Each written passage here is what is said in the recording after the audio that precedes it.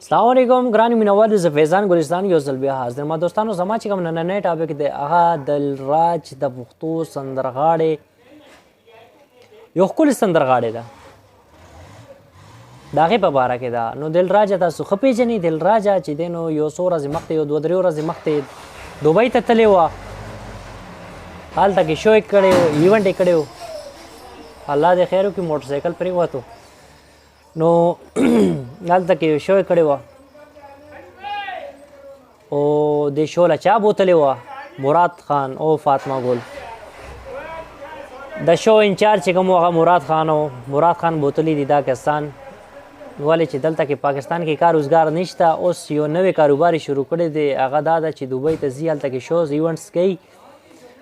او هلته نه پیسې راغونډوي خپل خرچې دپاره جیب خرچه وباسي دا نوی دنده نوی کاروبار شروع کړی دی او په هغې کې داسې کسان بوځي سندرغاړي بوځي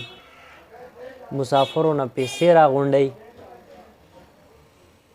ډېر ښه بزنس دی شروع کړی دی مراده ډېر ښکلی کاروبار دی بزنس دی ستا هر یو کس ته ښه پېژني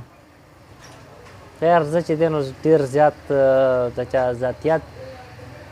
ته نه ځم او نه د ذاتیات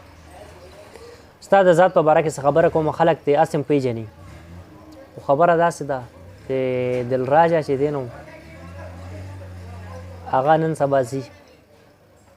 ایونټس کوي شو کوي هلته کې سندرې وایي او دا چې کوم کور کې در سره ناست دي نادیه ګل شوه او بیا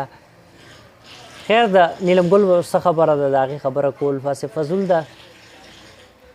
د دوی ترمنځ جګړې راغلي دي خو د هغې خبره کول هسې فضول ده د نیلم ګل هغه بس فاطمه چې دی نو نن سبا د دوبۍ وزټس کوي ایونټس کوي ډېر زیات خوشحاله ده او مراد هم ډېر زیات خوشحاله دی ولې چې 15 واړه ګوتې په غوړو کې دي الله دې په دی باندې خپل رحم و کرم وکړي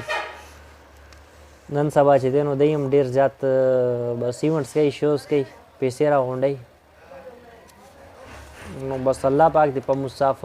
مسافرو په حال باندې مرحم وکړي چې کوم هلته کې ډېر مشکل سره پیسې ګټي او بس بیا چې داسې کسان سي نو بس په دی باندې شیندي نو الله پاک دې په هغې باندې خپل رحم و کرم وکړي او بس هغې دې الله پاک دې فضول خرچ نه دې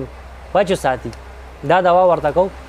بس دوستانو زما دا میسج او دا پیغام و چې ویډیو کې ما نه څه غلطي شوي نو زه بخښنه غواړم انشاءالله تاسو سره ډېر زر یوې نوې ویډیو کې به ملاقات کېږي تر هغې پورې تاسو دا خپل ځان ډېر ډېر خیال ساتئ